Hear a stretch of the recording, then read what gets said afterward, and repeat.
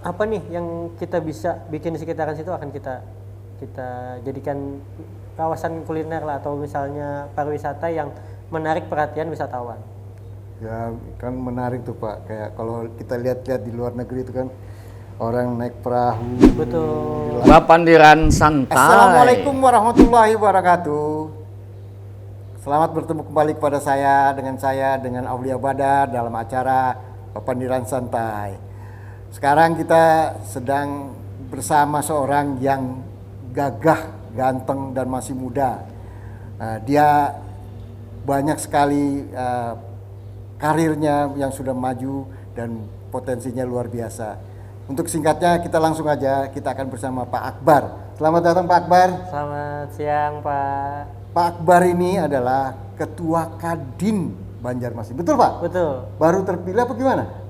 Kita kemarin tanggal 23 Juni mengadakan musyawarah kota.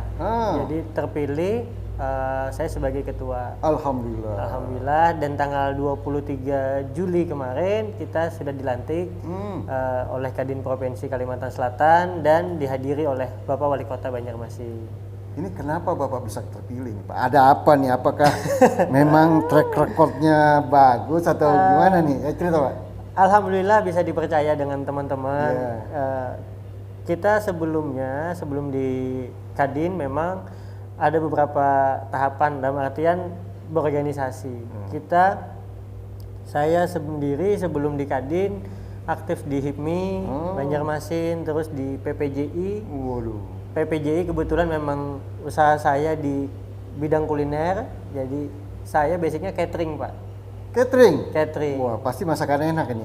Amin. Apa Pak yang paling enak dari catering masakannya? Kalau kita memang kebanyakan pesanan yang seperti itu ke tempat kandangan. Wih, ke tempat kandangan? Betul. Jadi enak tuh. Ibu mertua saya kebetulan beliau jago lah bikin ke tempat kandangan. Jadi kalau untuk acara wedding atau ada selamatan-selamatan, kebanyakan yang ke tempat itu. Tapi kita juga ada catering untuk karyawan, pabrik. Sekarang yang kita jalani untuk makan karyawan rumah sakit. Rumah sakit ya. Selama pandemi tambah banyak dong berarti ya? Ya, alhamdulillah. kan mereka nggak boleh kemana-mana tuh, jaga banyak pasien dulu tuh kan? Betul. Jadi kebetulan kita untuk suplai rumah sakit itu makan pasien dan karyawan. Jadi ada beberapa pabrik juga yang karyawannya yang kita suplai makan. Kok dari makanan menjadi ketua Kadin? Biasanya kan Kadin itu kan kontraktor tuh. Gimana ceritanya tuh? Jadi ya Kadin ini kita di Kadin Kota Banjarmasin sudah ada 7 kali musyawarah kota. Basic sebelumnya ketuanya kontraktor Pak. Jadi kebanyakan yang kontraktor. Alhamdulillah saya bisa dipercaya walaupun basicnya bukan kontraktor. Jadi kalau prinsip saya sendiri sih, visi misi kita ingin memajukan semua sektor, bukan cuma kontraktor. Jadi karena apalagi di musim seperti ini di pandemi banyak yang kontraktor lagi meredup ya? Semuanya Pak. Oh semuanya? Semua sektor. Jadi nggak cuma kontraktor, pengadaan dan segala macam itu meredup. Nah kita di sini ingin semua usaha naik lagi.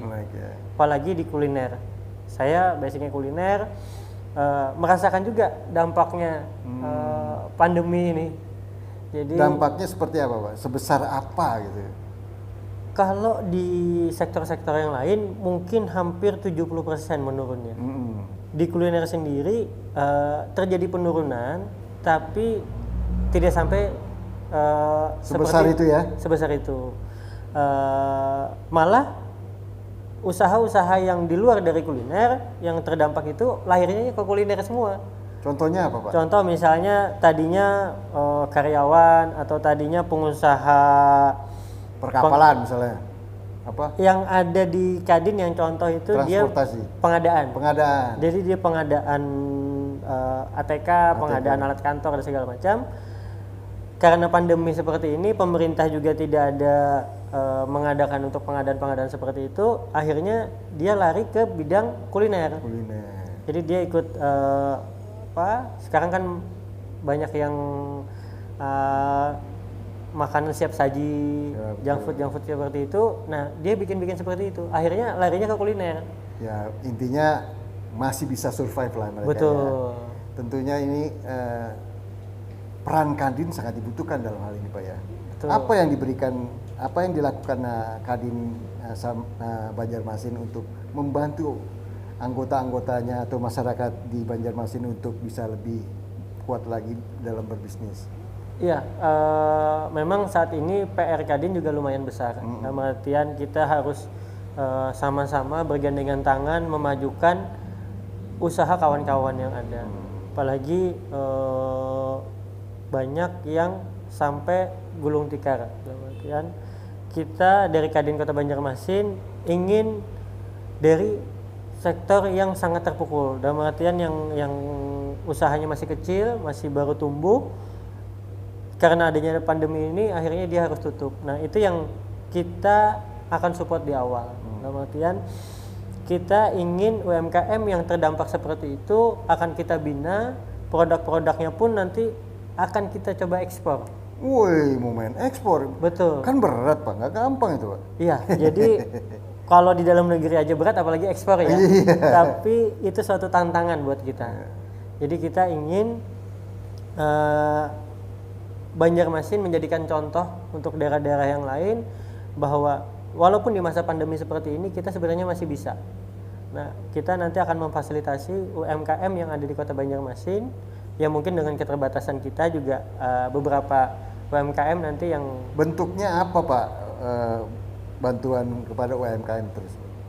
Untuk yang ekspor, jadi kita akan ada binaan. Jadi produk yang akan diekspor itu akan kita bina dulu. Kualitasnya akan kita jaga. Nanti dari kita di Kadin kan kebetulan kita ada 15 wakil ketua.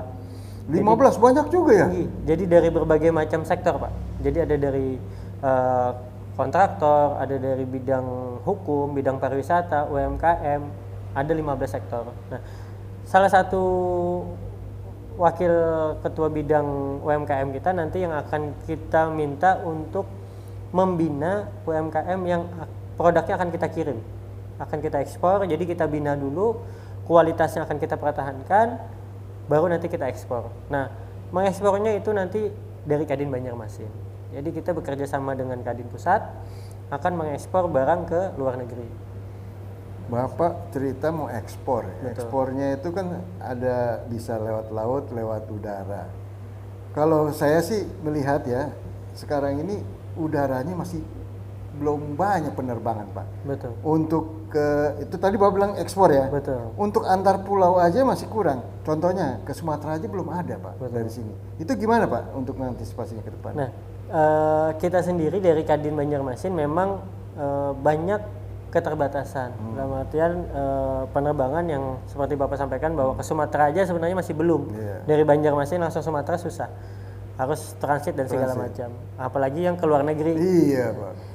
Kita dengan Kadin Banjarmasin berkoordinasi dengan Kadin Kalsel dan meminta untuk Kadin Indonesia menyampaikan ke pemerintah bahwa potensi sebenarnya dari Banjarmasin, dari Kalsel ini cukup tinggi untuk melakukan ekspor.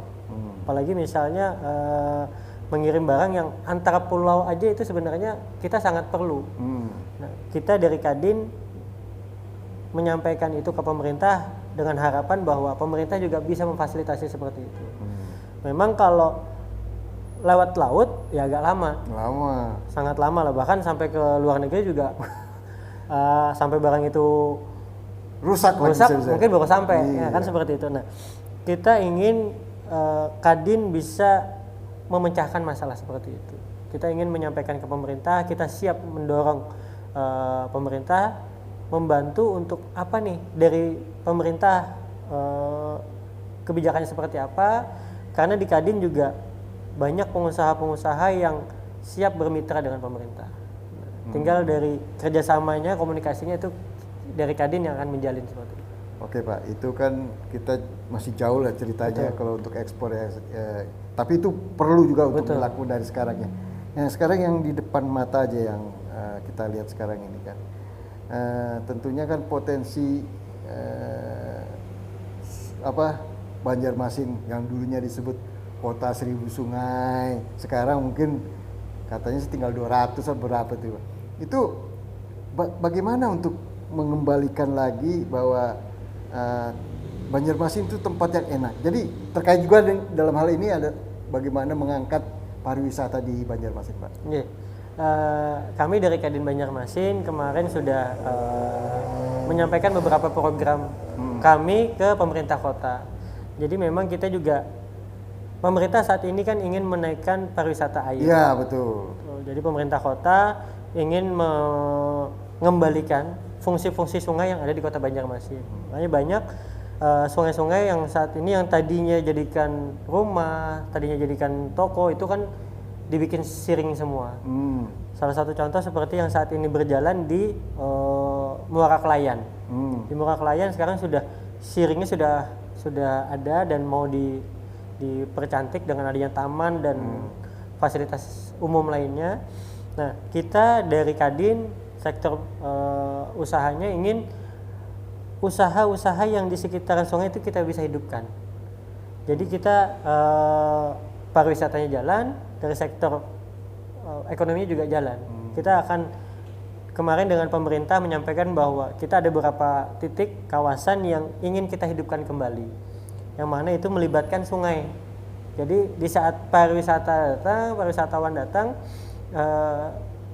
program kita itu jalan, sungainya dapat, pertumbuhan ekonominya juga jalan. Nah, itu yang harapan kita dalam waktu dekat pemerintah kota juga bisa membantu merealisasikan itu. Kadin sebenarnya memang ingin mengembalikan Banjarmasin menjadi kota 1000 sungai. Wah. Itu sudah dalam benak Bapak ya dan kawan-kawan. Betul. Ya? Jadi kita memang sudah kita sampaikan ke pemerintah, tinggal eksekusi. Jadi tinggal kita memberikan konsep. Jadi ada beberapa kawasan yang memang kita nanti untuk berpotensi kita.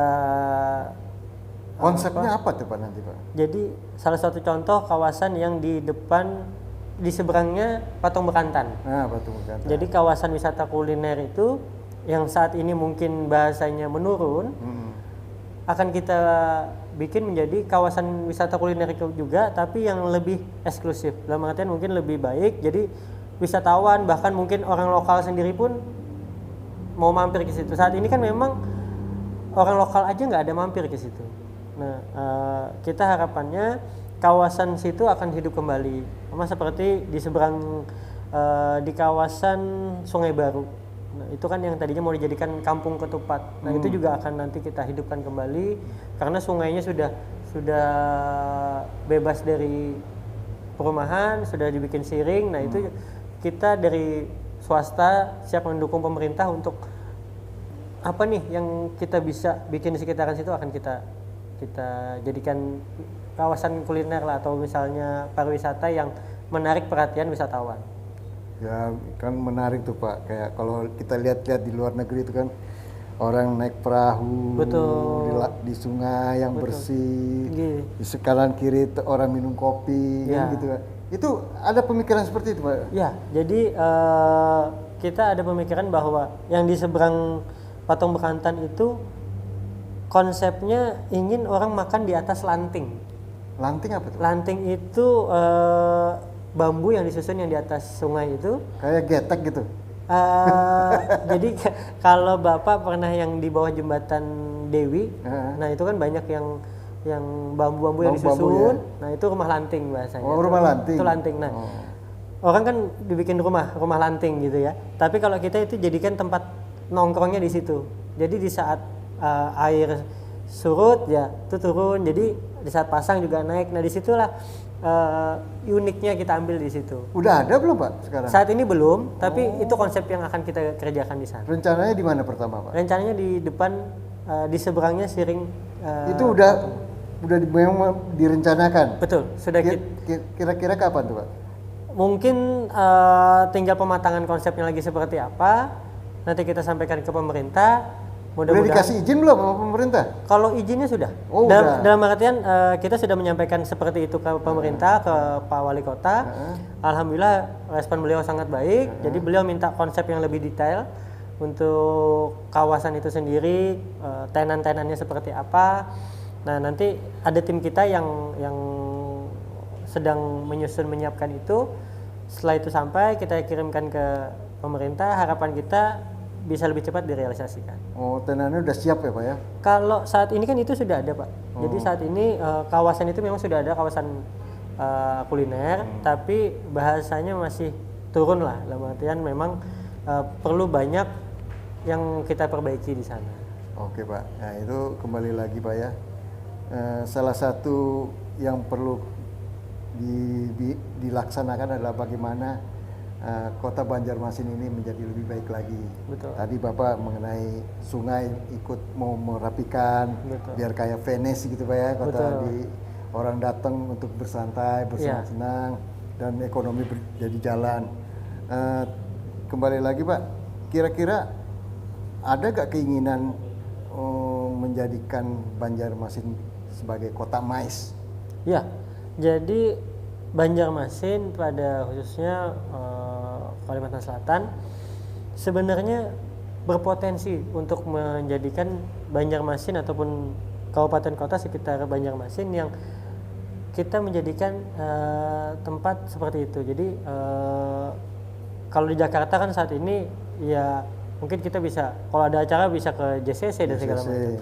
Harapan kita Banjarmasin punya tempat untuk itu. Rencananya udah ada gak? Oh, kan pengusaha biasanya tuh jeli tuh. Di mana kira-kira yang mau di? Memang kalau untuk kawasan sendiri sih yang saat ini terpantau luas, dalam artian memang masih banyak kosong itu sekitaran bandara. Oh bandara ya, tuh bagus banget tuh. Betul. Untuk kota mais tuh. Jadi di situ juga bandara juga dekat, perhotelan juga ada, aksesnya pun dari Banjarmasin, dari Banjarbaru dan kabupaten sekitar juga lebih enak. Dari Batola juga dekat, dari Plehari, dari hulu sungai. Itu mungkin yang saat ini kita anggap masih di strategisnya di situ. Dan juga kawasannya yang masih terpantau lapang ya di situ. Mungkin kalau di kota Banjarmasin sendiri masih padat ya, karena jadi kekurangan lahan yang ada di Banjarmasin. Ya itu kalau jadi kota mais itu wah tentunya orang-orang banyak yang berkunjung ke sini kan. Betul. Ya sekarang sebenarnya saya melihat di sini juga contohnya ya. Kalau guru sekumpul tuh kan. Ya. Itu banyak sampai jutaan ya. Betul. Nah, itu kalau ada kegiatan lain dalam kondisi acara itu bisa dikaitkan dengan acara yang lain kan bisa lebih banyak lagi. Iya. Ada nggak keinginan pemikiran ke sana Pak kalian itu? Jadi memang seperti contoh haul guru sekumpul. Iya, haul guru sekumpul. Itu kan sampai mendunia. Dalam artian yang datang nggak cuma dari Indonesia, ada yang dari Kairo, ada yang dari Mesir, ada yang dari luar negeri lah. Jadi memang tempat-tempat seperti kota mais itu sebenarnya kalau kita adakan di sini kita masih bisa saling mengaitkan. Dalam artian kita memajukan pariwisata yang ada di kota Banjarmasin, ada di Kalimantan Selatan. Tidak cuman kawasan religi yang kita angkat, tapi yang lain-lain juga bisa kita kembangkan. Bahkan juga ada salah satu teman yang sudah mulai mungkin konservasi bekantan, Pak. Oh iya, tuh teman saya tuh Amalia tuh situ. Betul. Jadi itu kan harusnya bisa lebih diangkat lagi. Nah, jadi karena kalau ke Pulau Kembang kan banyaknya kera ya. Ya, betul. Sedangkan Kalimantan Selatan identiknya dengan bekantan. Yang hidungnya panjang. Bekantan dan teratai katanya. Betul. Yang identiknya harusnya seperti itu. Jadi ada kawan-kawan yang sudah mulai konservasi itu, harusnya kita siap dari pemerintah dan pengusaha pun harusnya bisa mendorong itu untuk bisa lebih meningkatkan lagi, kan seperti itu. Ya mudah-mudahan nih Pak ya. Nah ini sekarang kita cerita ke hal yang lain nih Pak. Saya melihat di sini kaum perempuan Banjarmasin itu hebat Pak. Betul. Itu dari pandangan Bapak, perempuan Banjarmasin untuk dunia usaha seperti apa Pak? Ya, untuk dunia usaha sangat berpotensi. Dalam artian di Kadin sendiri aja, di Kadin Kota Banjarmasin, dari kepengurusan ataupun anggota itu 20% wanita. Jadi sebenarnya banyak ya? Betul. Jadi sebenarnya wanita ini berpotensi untuk menjadi pengusaha-pengusaha juga. Jadi kita di Kadin Banjarmasin sendiri tidak membatasi untuk itu. Malah kita mensupport, mendorong kawan-kawan pengusaha yang perempuan, yang laki-laki untuk ayo kita sama-sama memajukan perekonomian yang ada di Banjarmasin. Nah, itu yang disambut baik oleh teman-teman yang lain. Kalau yang perempuan di sini usahanya apa, Pak? Macam-macam, Pak. Ada yang pengadaan, ada yang kontraktor juga ada. Ada juga? Ada yang kontraktor, ada kuliner? Yang kuliner, ada yang dari obat-obatan, jual apotek dan segala macam. Karena di Kadin saat ini berbagai macam sektor kita rangkul. Dari dia punya usaha apotek, dia punya usaha toko baju. Selama itu berbadan hukum, bisa menjadi anggota kita. Nah, sekarang anggota Kadin sendiri berapa sih, Pak? Berapa banyak? Anggota keseluruhan itu sekitar 200 sampai 300-an, 300 perusahaan. Karena yang terdaftar di Kadin itu perusahaannya. Perusahaan ya? Betul. Nggak susah kan jadi anggotanya? Nggak. Jadi kita lebih mempermudah itu. Kita ingin semua pengusaha yang memiliki badan hukum itu bisa terdaftar di Kadin. Karena Kadin satu-satunya organisasi yang ada undang-undang. Kita dibentuk berdasarkan Kepres nomor 1 tahun 87. Kita ingin menghidupkan atau mengaktifkan peraturan itu. Jadi tidak ada yang pembatasan karena ini usahanya menengah atau ini usahanya kecil, tidak. Semuanya selama berbadan hukum bisa menjadi anggota Kadin. Ini Pak, dalam kondisi pandemi seperti sekarang ini, apa sih yang dilakukan oleh Kadin mendukung program-program pemerintah, Pak? Ya, salah satunya kita ada program-program yang dalam waktu dekat ini kita ada program borong dagangan. Jadi kita ingin memborong, bahasanya kita beli dagangan itu dan akan kita bagikan. Jadi kan banyak saat ini pedagang-pedagang kecil yang mungkin nggak laku ataupun laku juga sedikit. Beli kayak gitu, Pak? Ya. Oh, bagus itu, Pak. Jadi kita perharinya nanti ada beli borong dagangan. Jadi kita memborong dagangan, misalnya satu hari itu ada 4 atau 5 pedagang yang kita beli dan kita bagikan dagangan itu. Dalam artian apa yang dibeli itu, Pak? Kita kebanyakan memang di sektor kuliner saat ini. Jadi ada yang contoh kayak kue-kue yang memang skalanya kecil. Dalam artian dia untuk menjual itu kalau nggak laku mungkin nggak bisa makan dan segala macam. Betul. Nah itu yang kita bantu. Itu cara melihatnya bagaimana? Apa Kadin punya datanya atau ngelihat aja jalan itu gimana? Iya, kita sambil jalan mobile kita, karena alhamdulillah didukung teman-teman Kadin yang saat ini yang semangatnya yang luar biasa. Jadi kita ingin di masa pandemi seperti ini saling membantu. Karena kalau kita istilahnya ingin memikirkan usaha sendiri aja juga susah kalau kita nggak membantu sesama. Nah kita mobile dan juga kita akan kerjasama dengan organisasi untuk sama-sama sharing di mana nih ada yang harusnya kita bantu. Mungkin salah satu kemarin kita rencana juga akan kerjasama dengan ACT Kalsel. ACT, Aksi Cepat Tanggap ya? Aksi Cepat Tanggap Kalsel untuk menjalankan program itu. Salah satunya juga program beasiswa untuk anak yang ditinggal meninggal oleh orang tua COVID. Jadi orang tuanya terpapar COVID, meninggal, nah anaknya kita usahakan untuk kita beasiswa, kita biayai untuk sekolahnya. Pak, sekarang kan kondisi PPKM masih tinggi ya. Betul. Levelnya masih tinggi lah. Apa harapan Kadin supaya ekonomi ini bisa bergerak lagi dalam kondisi pandemi ini? Harapan kita sih memang saat ini, di saat kita ingin bergerak ataupun melakukan kegiatan-kegiatan yang meningkatkan perekonomian, terkendala oleh PPKM itu tadi. Nah harapan kita mungkin di saat PPKM levelnya turun, kita bisa meningkatkan itu, tapi juga tetap kita mengedukasi masyarakat untuk menjaga prokes itu tadi. Jadi walaupun status PPKM bukan level 4, tapi tetap masyarakat untuk menaati prokes. Nah, itu yang kita harap agar di saat kita semua sehat, kita bisa mengangkat perekonomian yang ada di Banjarmasin. Tapi bukan hanya masyarakat, pengusahanya sendiri harus patuh juga, Pak. Betul. Karena pengusahanya juga tidak ada cuci tangan, Iya.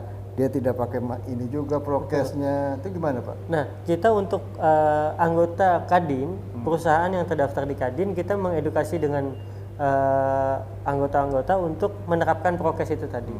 Mau itu ke karyawan ataupun tamu yang berkunjung ke perusahaan itu. Jadi kita bahkan sampai ke perusahaan kita memberikan surat edaran untuk memvaksin karyawan-karyawan yang terdaftar di perusahaan itu. Jadi kita mendukung penuh program pemerintah untuk menjalankan protokol kesehatan dan vaksinasi. Jadi bukan karena keterpaksaan, tapi itu kewajiban kita. Kewajiban. Jadi perusahaan dan masyarakat juga harusnya menjadikan vaksin suatu kewajiban. Alhamdulillah. Nah, itu yang kita akan sampaikan ke masyarakat. Jadi Pak, insya Allah Pak ya, kalau kondisi ini masyarakat mematuhi prokes dan kondisi pandemi bisa kita kendalikan, tentunya ekonomi juga bergerak kembali Pak. Betul. Dan ini juga bagus buat kita semua. Iya. Jadi untuk itu marilah kita berdoa supaya pandemi ini bisa kita lakukan, bisa lebih turun lagi. Amin. PPKM-nya juga bisa ke arah yang lebih Betul. bahkan kalau bisa dihilangkan nanti. Betul. Ya, itulah bincang-bincang singkat saya dengan Pak Akbar dari Kadin. Semoga bermanfaat buat masyarakat kita semua. Terima kasih. Assalamualaikum warahmatullahi wabarakatuh. Waalaikumsalam.